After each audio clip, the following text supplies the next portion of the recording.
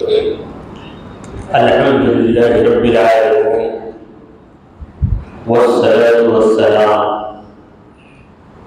على سيد المرسلين وخاتم النبيين سيدنا وشفيعنا وحبيبنا ومولانا محمد وعلى آله وأصحابه أجمعين. أما بعد، فأعوذ بالله من الشيطان الرجيم. بسم الله الرحمن الرحيم.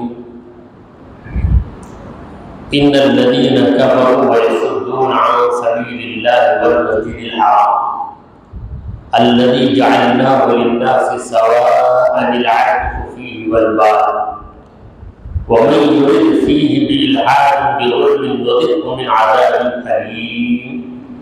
صدق اللہ مولانا العظیم. حاضرین محفل اور معزز خواتین، السلام علیکم ورحمۃ اللہ وبرکاتہ. اللہ رب العزت جل وعلا کا ہم پر بے پناہ کرم ہے کہ اس نے ہمیں آقائے نامدار احمد مختار مدنی تاجدار دونوں جہاں کے سردار حضرت محمد مصطفیٰ رسول خدا صلی اللہ تعالی علیہ وآلہ وسلم کی بابرکت امت پیدا فرمایا. سامعین کرام، کل جس آیت کریمہ کی وضاحت ہوئی تھی اسی آیت کی میں نے تلاوت کی ہے. رب کائنات فرما رہے ہیں ان الذین کفروا، بے شک جو لوگ کافر ہیں، وَيَصُدُّونَ عَن سَبِيلِ اللَّهِ، اور لوگوں کو اللہ کے راستے سے روکتے ہیں، وَالْمَسْجِدِ الْحَرَامِ، مسجد حرام کعبے سے روکتے ہیں، حالانکہ کعبے پر کسی کی اجازت داری نہیں ہے، کسی کا ذاتی حق نہیں ہے. الذی جعلناہ للناس سواء، اس لیے کہ کعبے کو ہم نے تمام لوگوں کے لیے برابر بنا دیا. ہر ایک کو طواف کعبہ کا حق ہے، امیر کو بھی حق ہے، غریب کو بھی حق ہے، مکے والے کو بھی حق ہے، مکے سے باہر آنے والے مومن کو بھی حق ہے.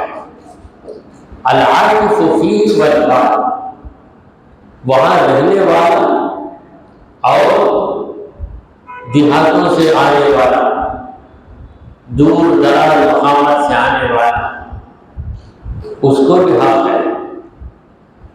وَمَنْ يُرِدْ فِيهِ بِالْحَادِ، جو شخص مسجد حرام کے اندر الحاد کا ارادہ کرے گا. الحاد کا معنی ہے حق سے جدا ہو جانا، اسے کہتے ہیں ملحد، بے دین انسان. تو جو وہاں پر الحاد کی حرکت کرے گا، بے دینی کی حرکت کرے گا، اور بے دینی کی حرکت بھی ظلم کے ساتھ کر رہا، یعنی کوئی بندہ طواف کے شوق میں آتا ہے تو اسے یہ لوگ روکتے ہیں اور اس کی پٹائی بھی کرتے ہیں، اس کو دھکا دے دے کر نکال دیتے ہیں کہ تو نہیں کر سکتا کیونکہ کعبہ ہمارا ہے. تو کعبے پر اس طرح کوئی اپنا حق جتا نہیں سکتا، کوئی کعبے کا مالک نہیں، کوئی کعبے کا اونر نہیں. یہ تو خدا کا گھر ہے، خدا کے تمام بندوں کے لیے عام ہے. تو جو ظلم کرے گا یعنی کسی کمزور کو طواف سے روک دے گا، ہم اس کو سزا دیے بغیر نذقہ، ہم اس کو چکائیں گے من عذاب علیم، دردناک عذاب سے ہم چکا کر دے رہے. تو کعبۃ اللہ کا حکم ہے کہ وہاں پر کسی کو روکا نہیں جا سکتا۔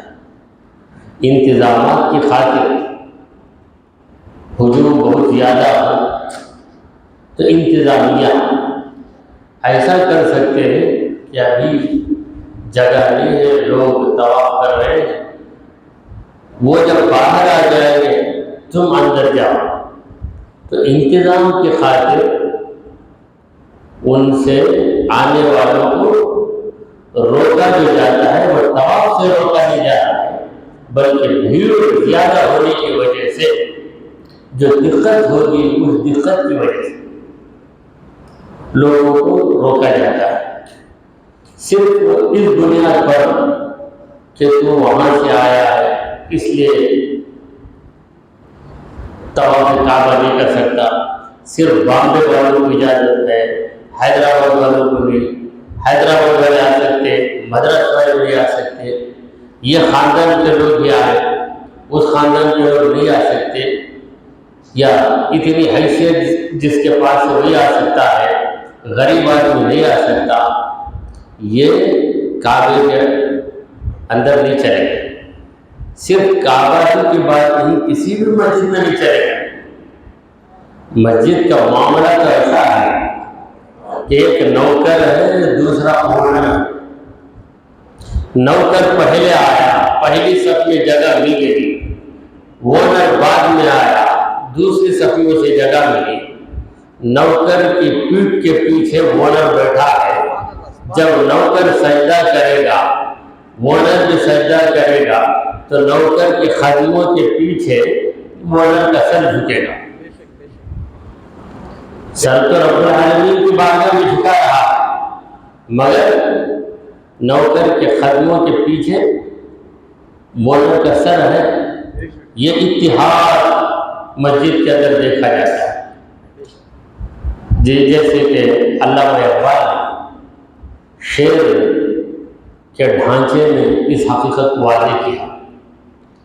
عین لڑائی میں جو آ گیا وقت نماز، قبلہ ہو کے زمین بوس ہوئی قوم حجاز، یہ تھی صف میں کھڑے ہو گئے محمود و عیاض، نہ کوئی بندہ رہا اور نہ کوئی بندہ نواز، بندہ و صاحب و محتاج و غنی یہ ہوئے، تیرے سرکار میں پہنچے تو سبھی یہ۔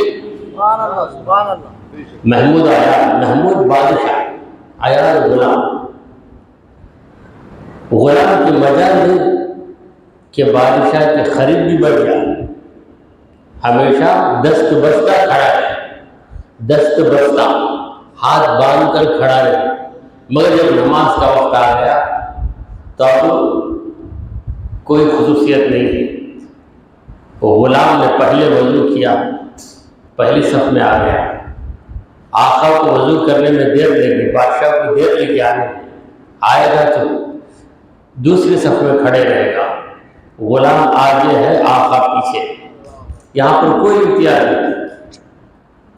لڑائی چل رہی تھی، نماز کا وقت آیا تو مجاہدوں نے صف آرائی کی، تو جب صف کھڑی ہوئی تو یہ اسی صف میں محمود بھی ہے، اسی صف میں عیاض۔ عین لڑائی میں جو آ گیا وقت نماز، قبلہ رو ہو کے زمین بوس ہوئی قوم حجاز، یہ تھی صف میں کھڑے ہو گئے محمود عیاض، نہ کوئی بندہ رہا اور نہ کوئی بندہ رہا۔ بندہ کے معنی غلام، بندہ نواز غلام کو دے دے گا، نہ کوئی بندہ رہا اور نہ کوئی بندہ رہا۔ صاحب ہو، بندہ ہو، صاحب ہو، محتاج ہو، غنی، یہ کوئی محتاج غنی، محتاج ضرورت مند انسان، غنی دولت مند انسان، ضرورت مند دولت مند، دونوں یہاں پر رب کی بارگاہ میں کیا ہو گئے؟ نیاز مند ہو گئے۔ دولت مند، ضرورت مند، نیاز مند ہو کے رب کی بارگاہ میں حاضر ہو گئے۔ بندہ ہو، صاحب ہو، محتاج ہو، غنی، یہ کوئی تیری سرکار میں پہنچے۔ یہاں سرکار کا معنی ہے بارگاہ، دربار۔ سرکار کا لفظ ہماری زبان میں کئی معنوں میں آتا ہے۔ سرکار سرور کو بھی کہتے ہیں، سرکار دو جہاں، اور سرکار بارگاہ، جیسا کہ ایک شعر اعلیٰ حضرت کا، تیری سرکار میں لاتا ہے اس کو شفیع، تیری سرکار میں لاتا ہے اس کو شفیع، جو میرا اور سے اور لا الہ بیٹا ہے۔ اور سرکار ہمارے ہندوستان میں گورنمنٹ کو بھی کہتے ہیں، کانگریس کی سرکار آئی، بی جے پی کی سرکار آئی تو گورنمنٹ کو بھی سرکار کہتے ہیں۔ تو یہاں پر جو سرکار ہے بارگاہ کے معنی، تیری سرکار میں پہنچے تو سبھی یہ تو یہ حکم تمام مسجدوں کے، کسی بھی مسجد کا کوئی مالک نہیں ہو جاتا۔ تو سورہ حج کے 3 رکوع ہو گئے، اب 4تھا رکوع شروع ہو رہا ہے۔ پروردگار عالم فرما رہے ہیں وَإِذْ بَوَّأْنَا لِإِبْرَاهِيمَ، جب ہم نے ابراہیم علیہ السلام کو بتا دیا، مقرر کر دیا ان کے لیے، کس چیز کو مقرر کیا؟ مکان البیت، گھر کی جگہ۔ مکان عربی میں جگہ کو کہتے ہیں، اور اردو میں مکان گھر کو کہتے ہیں۔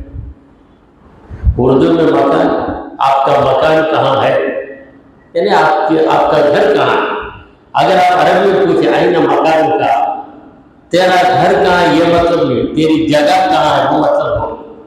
تو لفظ مکان عربی سے ہم نے لیا، جو ہر جگہ کے لیے بولا جاتا ہے۔ مسجد میں خود فی ای مکان فی المسجد، مسجد میں کسی بھی جگہ تم کھڑے ہو جاؤ۔ تو مکان کا جو لفظ عام تھا، اس عام لفظ کو اردو والوں نے خاص بنایا۔ یہی میں کہتا ہوں کہ جسم وہاں سے لے کر روح اپنی طرف سے بھر لیتے۔ تو یہاں مکان کا ترجمہ جگہ ہے، پھر اس میں البیت کا لفظ ہے، البیت کا معنی ہے گھر۔ تو گھر کی جگہ، یا گھر سے مراد کعبہ، کعبۃ اللہ، اللہ کا گھر۔ کعبے کا نام ہے بیت اللہ، اللہ کا گھر۔ اور کعبے کو البیت بھی کہا جاتا ہے۔ البیت کا معنی ہے گھر، یعنی گھر تو کئی ہیں اس روئے زمین پر، مگر سب سے زیادہ عظمت والا گھر کوئی ہے تو وہ کعبہ، جس کے بارے میں اللہ نے کہا ان اول بیت وضع للناس للذی ببکۃ مبارکا وہدی للعالمین، یقیناً پہلا جو لوگوں کے لیے رکھا گیا اس زمین میں، للذی ببکۃ، وہ وہی گھر ہے جو مکے کے اندر، مکہ ان کو یہاں پہ بکہ کہا گیا، کیونکہ مکہ بعض لوگ اس کا تلفظ بکہ کرتے ہیں، کیوں؟ میم اور با دونوں کا مخرج ایک ہے، ماں نکالنا تھا دونوں ہونٹ ملے گا، با نکالیں گے تو دونوں ہونٹ ملے گا، التقاء شفتین، دونوں ہونٹ ملتے ہیں تو میم کی آواز بھی نکلتی ہے اور بے کی آواز بھی نکلتی ہے۔ تو یہ دونوں محبت کے لفظ، اس لیے اماں ابا، امی ابا، ابا میں با، ابا بولا تو کیا ہوتا ہے؟ دونوں ہونٹ ملتے ہیں۔ امی بلائیں گے تب بھی دونوں ہونٹ ملیں گے، اور یہ با اور میم تقریباً تمام زبانوں میں، تمام زبانوں کے اندر اس کا استعمال ہے۔ تو ابراہیم علیہ السلام کو حکم ہوا کہ اے ابراہیم خانہ کعبہ تعمیر کرو۔ اب خانہ کعبہ کون سی جگہ ہے عمارت؟ کیونکہ کعبے کی عمارت غائب ہو گئی تھی۔ اہل تاریخ کہتے ہیں کہ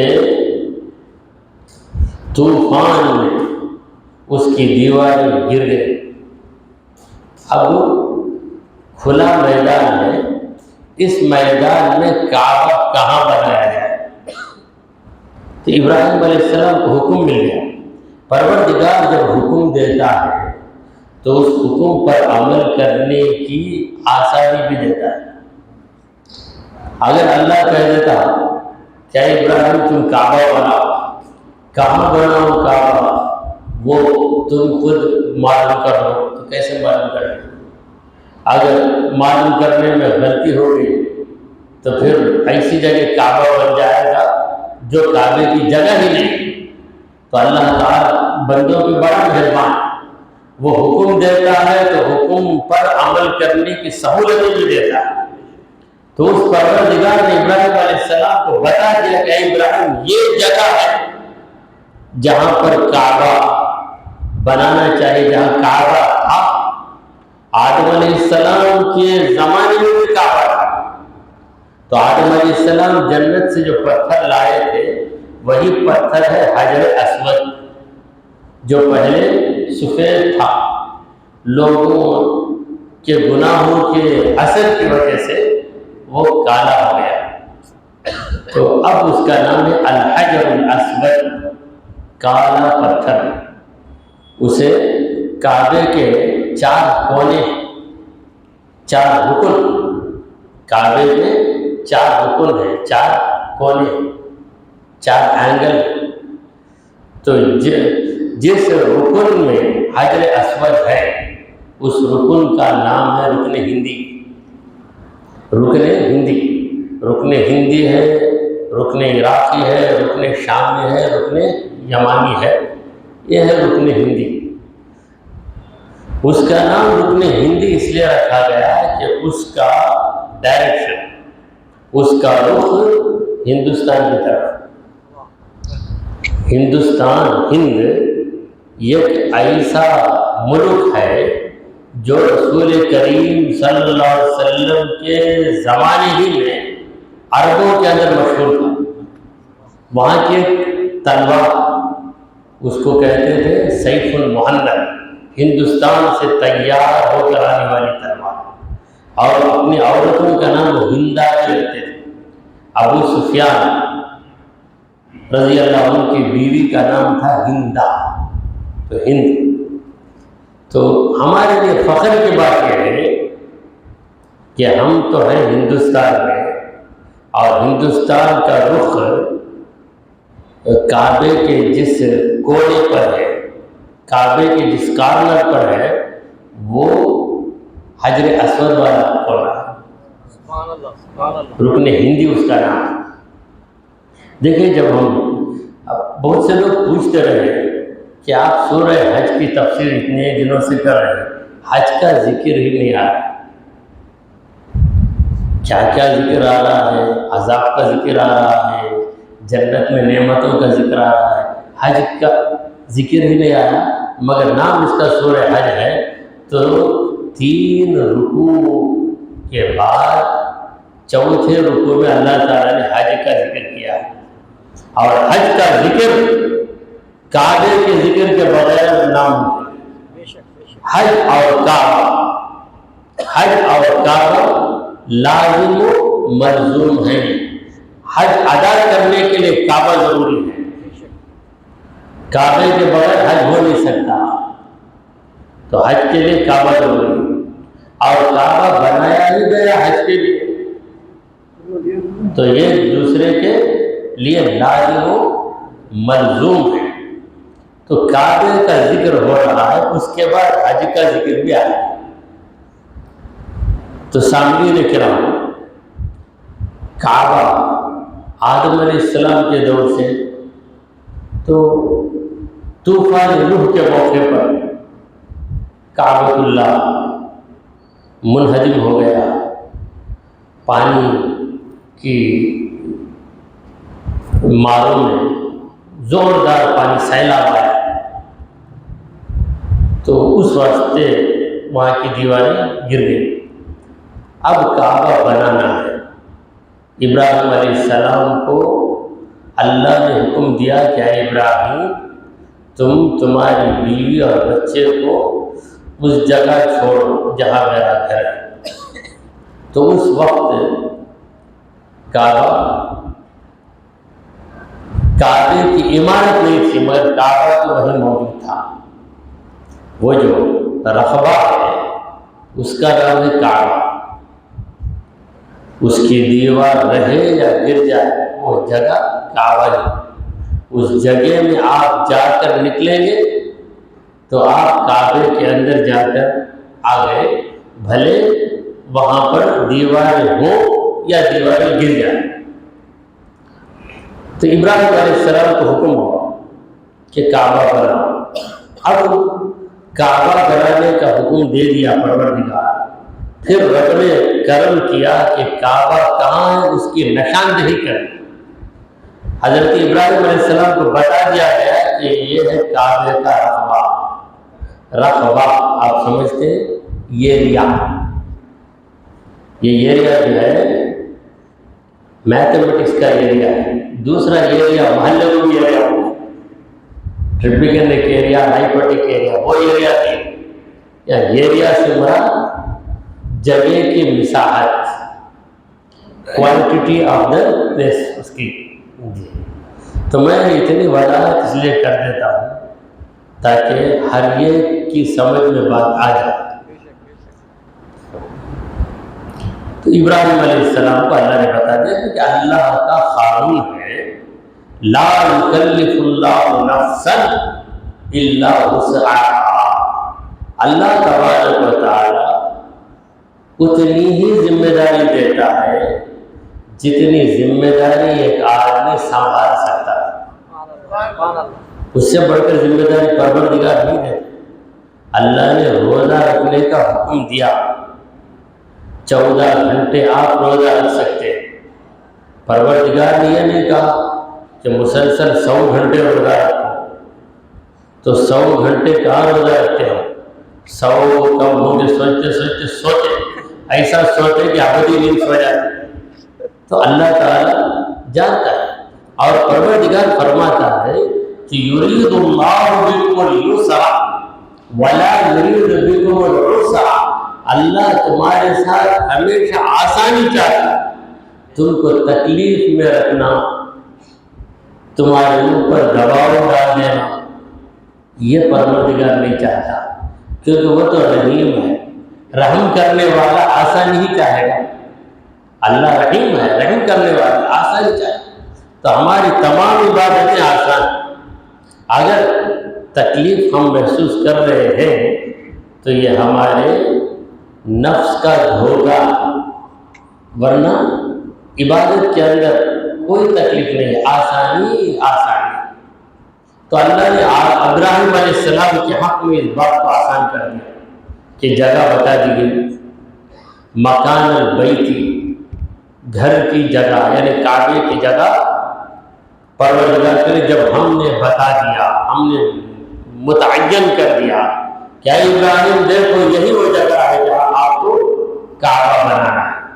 پھر اللہ نے ابراہیم علیہ السلام سے کہا کہ لا تشرک بی شیئا، میرے ساتھ کسی بھی چیز کو شامل نہ کر، کسی بھی چیز کو، کسی بھی انسان کو نہیں کہا، کیونکہ مشرک انسان ہی کو شریک نہیں ٹھہراتا، پتھر کو بھی شریک ٹھہراتا ہے، لوہے کو بھی شریک ٹھہراتا ہے، پلاسٹک سے بھی پتلا بنائے تو اسے بھی رب کا شریک بنا لے گا، بلکہ جو غذا کھا رہا ہے اسے بھی رب کا شریک بنا کر اس کی بھی بندگی کرتا ہے۔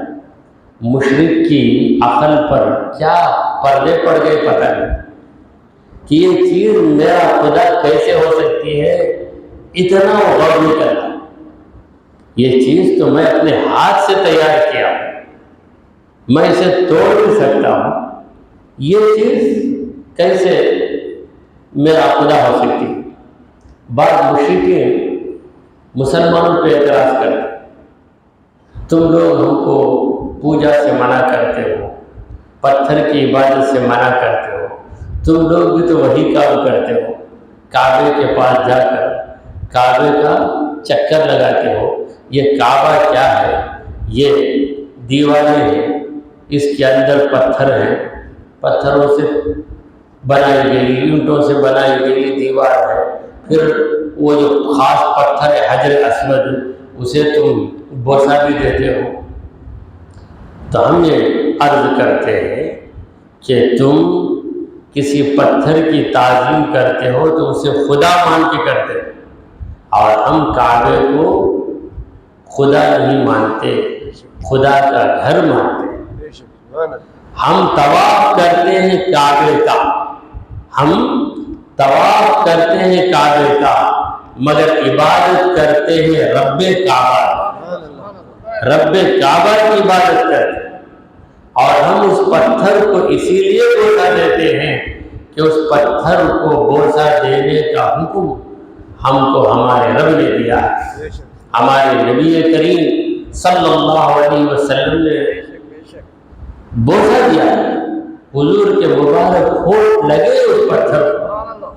حضرت عمر رضی اللہ تعالیٰ عنہ نے حجر اسود کے سامنے کھڑے ہو کر فرمایا کہ یا حجر انی لأعلم انک حجر، اے پتھر، یا حجر، حجر کا معنی کیا ہے؟ پتھر، اے پتھر، یقیناً میں جانتا ہوں کہ تو پتھر ہے، تو میرا خدا نہیں ہے، میں مشرک نہیں ہوں، وما انا من المشرکین، میں مشرک نہیں ہوں، تجھے میں خدا کا درجہ نہیں دیتا، تو پتھر ہے، تجھے میں پتھر ہی مانتا ہوں۔ لولا انی رأیت رسول اللہ صلی اللہ علیہ وسلم یقبلک ما قبلتک، اگر میں اللہ کے رسول محمد عربی صلی اللہ علیہ وسلم کو تجھے بوسہ دیتے ہوئے نہیں دیکھتا تو ہرگز ہرگز میں تجھے بوسہ نہیں دیتا۔ تو بوسہ دینا، کئی لوگ آ جائیں تو کیسا بوسہ دے سکتے، مشکل ہو جائے گی۔ تو سرکار دو عالم صلی اللہ علیہ وسلم نے ایک آسانی رکھی، بڑی آسانی رکھی، شریعت میں بڑی آسانی۔ بوسے کا مطلب کیا ہے؟ دونوں ہاتھ وہاں پہ رکھنا، اس کو چوم، یہ ہے بوسہ۔ اگر یہ نہیں کر سکتے، بھیڑ ہے، تو استلام کریں۔ استلام کا معنی کیا ہے؟ آپ اپنے دونوں ہاتھوں کو حجر اسود کی طرف دکھائیں گے، پھر اپنے دونوں ہاتھوں کو بوسہ دے دیں گے، اس تصور سے کہ آپ ہاتھوں کو بوسہ نہیں دے رہے، حجر اسود کو بوسہ دے رہے، گویا آپ کا ہاتھ حجر اسود کو لگ کر تصور کی اجازت مل گئی۔ اگر یہ اجازت نہیں ملتی تو حال کیا ہوتا؟ مگر لوگ اس اجازت کے باوجود اس قدر پریشان ہوتے ہیں کہ حجر اسود کو بوسہ دینے کے لیے یک کے سر پہ دوسرے کا، دوسرے پہ تیسرے کا، جو پہلے بوسہ دیا اس بیچارے کے سر کو اندر گھسا جاتا، بہت پریشانی ہوتی، بہت پریشانی۔ تو شریعت تو سہولت دے رہی، اگر بوسہ دینے میں تمہیں دقت ہو رہی ہے، تم کو کیا دقت ہو رہی ہے؟ تمہاری وجہ سے دوسرے کو بھی دقت ہو رہی ہے۔ جسے موقع مل گیا وہ کر لیا، موقع نہیں ملا تو استلام ہے۔ شریعت کتنے استلام ہیں؟ طواف میں چکر کتنے ہیں؟ 7، مگر استلام کتنے ہیں؟ 8۔ 7 چکر لگائیں گے کعبے کو۔ جب چکر لگائیں گے تو آپ کا بایاں جانب یعنی لیفٹ سائڈ، بایاں جانب یہ کعبے کی طرف رہے گا، اس طرح۔ کیوں ہر جگہ سیدھی جانب ہو؟ طواف کے وقت کیوں بایاں جانب؟ اس لیے کہ آپ کے بائیں جانب میں ہی آپ کا دل ہے، تو دل کعبے کے قریب رہے۔ سیدھی جانب اگر آپ طواف کریں گے، آپ کا سیدھا ہاتھ یا رائٹ سائڈ کعبے کی طرف رہے گا تو دل دور ہو جائے گا کعبے سے۔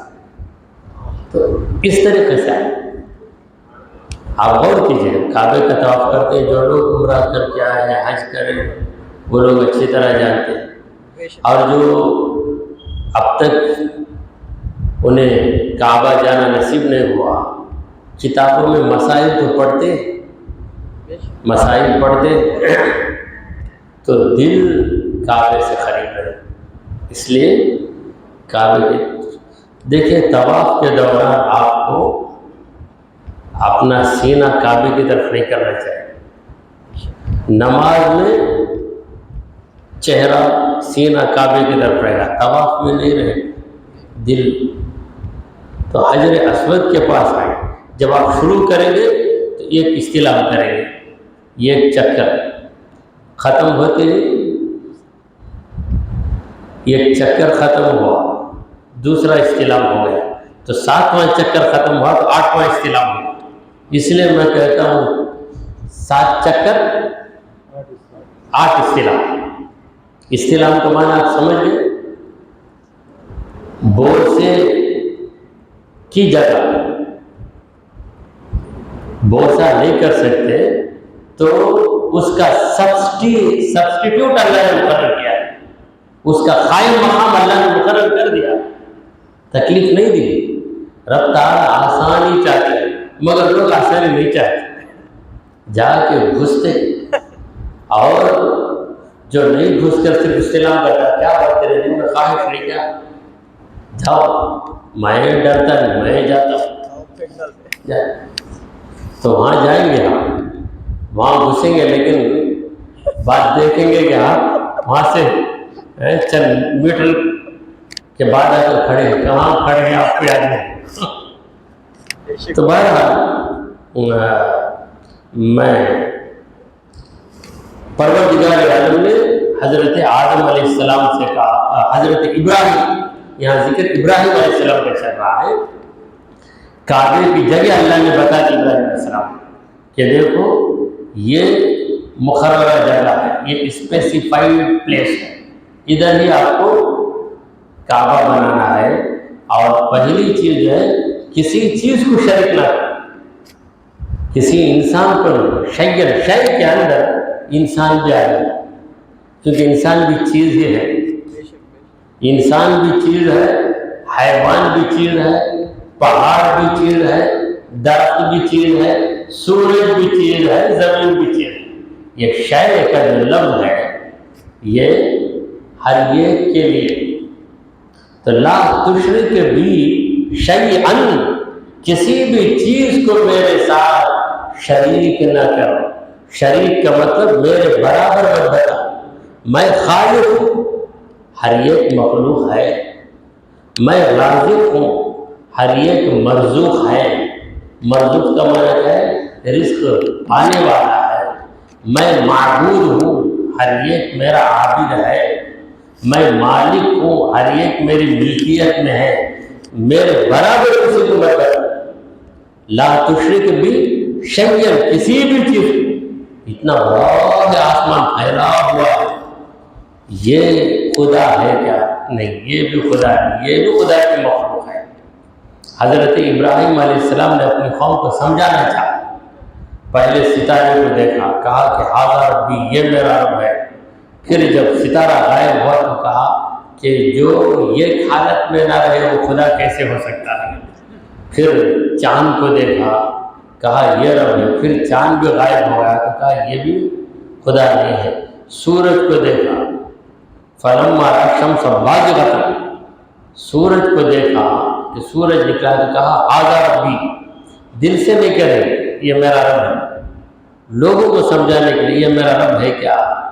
جیسے ہم کہتے ہیں فرض کرو، فرض کرو کا مطلب ایسا نہیں ہے تم سوچ لو، اس کا مطلب فرض کرو، فرض کرو کہ یہ خدا کچھ دیر کے لیے مان لیں گے، یہ بھی ایک حیثیت میں نہیں ہے، تھا پھر غائب ہو گیا۔ تو کوئی ذات ہے جو ستاروں کو چمکاتی بھی ہے، ستاروں کو غائب بھی کر دیتی ہے، یہ ذات ہے جو چاند کو بڑھاتی بھی ہے، گھٹاتی بھی ہے، یہ ذات ہے جو سورج کو نکالتی بھی ہے، سورج کو چھپاتی ہے، وہ ذات ہے میرے رب کی ذات۔ لہذا انی وجہت وجہیا للذی فطر السماوات والارض حنیفا، میں نے اپنے چہرے کو ذات کی طرف کر دیا جو آسمانوں کو بھی پیدا کیا، زمین کو بھی پیدا کیا، یکسو ہو کر وما انا من المشرکین، اب میں کسی کو رب کے ساتھ شامل نہیں کروں گا، میں مشرکین میں نہیں ہوں۔ یہ ابراہیم علیہ السلام کی دعا، یہ ابراہیم علیہ السلام کی دعا ہے۔ بعض لوگ سمجھتے ہیں کہ ابراہیم علیہ السلام نے پہلے ستارے کی پوجا کی، پھر اس کے بعد چاند کی پوجا کی، اس کے بعد تو نہیں۔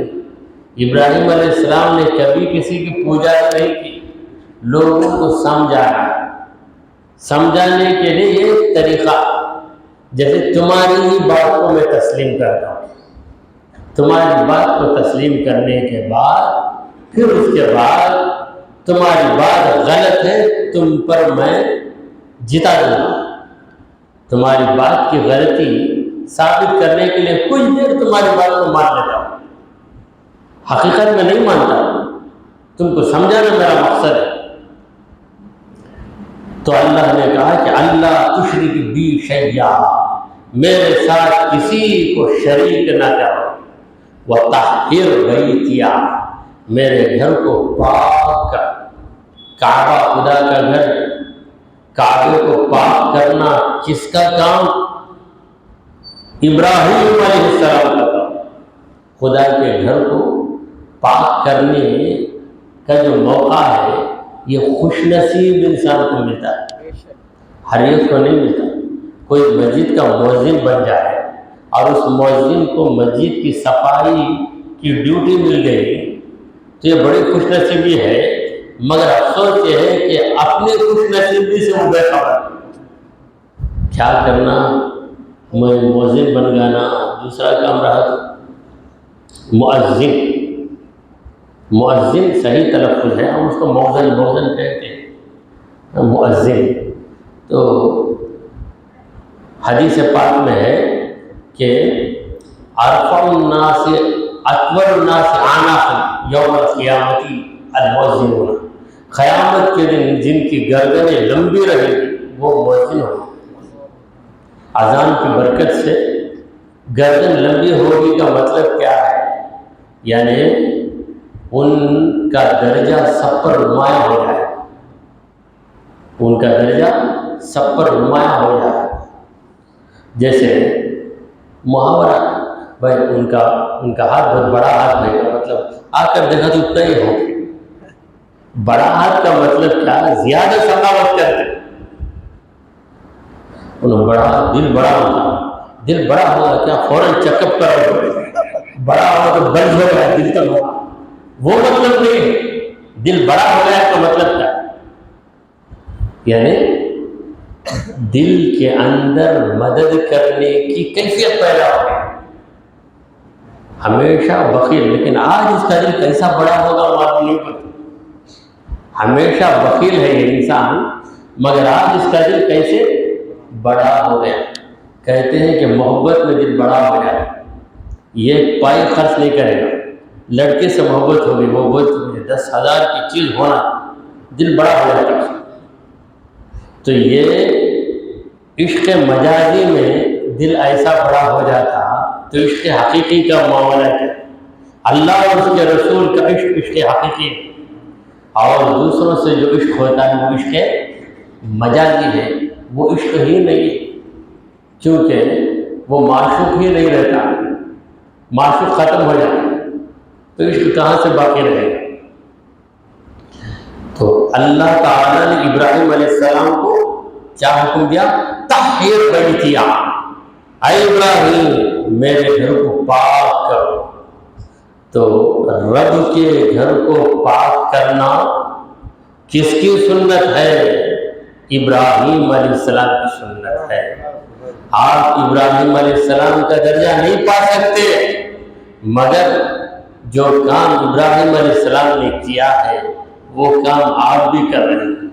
کعبہ خدا کا گھر ہے، واقعی خدا کا گھر ہے، تو کعبے کی طرف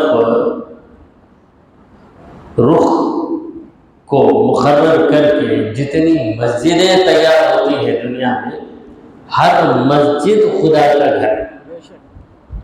المساجد بیوت اللہ، مسجد اللہ کے گھر۔ تو کسی بھی مسجد کی صفائی کا آپ کو موقع مل گیا تو آپ اس وقت خود کو خوش نصیب سمجھ لیجیے کہ ابراہیم علیہ السلام کا کام آپ کر رہے ہیں، اور ابراہیم علیہ السلام کو رب نے حکم دیا۔ تو طاہر پاک رکھ، پاک کر، دونوں معنی، یعنی ہمیشہ مسجد پاک رہے اس کی کوشش کی جائے، اور جہاں بھی کوئی گندگی نظر آئے تو فوراً اس کو ہٹا دینا۔ اگر ہم ہٹا نہیں ہٹا سکتے کا مطلب ہم کو نہیں آ رہا ہے کام، تو ایسی صورت میں جو ذمہ دار ہے اس کو بلا کر گزارش کرنا کہ یہ کام کر لو۔ مگر مسجد کی صفائی کرنے میں اپنی بے عزتی محسوس کرنا بڑی بدنصیبی ہے۔ میں کیوں یہ کام کروں؟ مسجد کی صفائی کا میں کیوں کام کروں؟ اس کے لیے تو نوکر مقرر مؤذن صاحب ہے، وہی کرنا، یا صفائی کے لیے کلینر مقرر وہی کرنا، وہ کرنا ہے، اس کے لیے اسے مقرر کیا گیا، ضرور مقرر کیا گیا، مگر وہ مقرر ہو کے کرتا ہے، اور آپ مقرر ہو کے نہیں، بلکہ آپ کو رب کی طرف سے موقع مل جاتا ہے، موقع مل جاتا ہے، کیجیے، کیونکہ یہ کام معمولی کام نہیں ہے۔ حضرت ابراہیم علیہ السلام معمولی انسان نہیں، کیا درجہ ہے ابراہیم علیہ السلام کا؟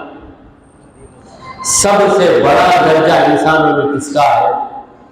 محمد رسول اللہ صلی اللہ علیہ وسلم کا درجہ ہے، اور حضور اکرم صلی اللہ علیہ وسلم کے بعد نیکسٹ درجہ، دوسرا درجہ کس کا ہے؟ ابراہیم خلیل اللہ کا۔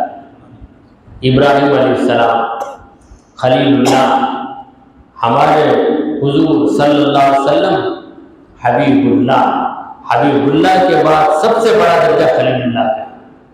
تو اس کے بعد جو باتیں اس آیت میں بتائی گئی ہیں انشاءاللہ کل اس کی وضاحت کی جائے گی۔ دعا کیجیے کہ پروردگار ہم نے جو کچھ کہا اور سنا اسے قبول فرما، اے اللہ ہمارے گناہوں کو معاف فرما، ہماری خطاؤں کو درگزر کر دے، اے رب العالمین ہم پر تیری رحمت نازل فرما، اے اللہ ہمیں سیدھے راستے پر چلا، تیرے انبیاء تیرے اولیاء کے راستے پر چلا، اے رب ذوالجلال ہمارا خاتمہ ایمان کی حالت میں فرما۔ وصلی اللہ تعالی علی خیر خلقہ سیدنا وحبیبنا ومولانا محمد وعلی آلہ وصحبہ اجمعین۔